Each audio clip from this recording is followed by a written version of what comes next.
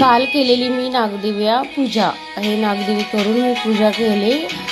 माझ्याकडे पेढे नव्हते, माझ्याकडे मी पुरणपोळीचं पण नैवेद्य केला नव्हता। मग मला स्वामींनी म्हणले की थोडंसं गूळ घाल आणि दिवे बनव, आणि त्यांनी जसं जसं दाखवले, जसं सुचवले मला, तर तसं दर्शन घेऊन मी ते नागदेवीचं पूजन कार्य पूर्ण केले। तर तुम्ही पाहू शकता त्याचा व्हिडिओ, आणि तुम्ही ते बघा माझी पूजा कशी वाटली। नमस्कार करा। स्वामी आशीर्वाद।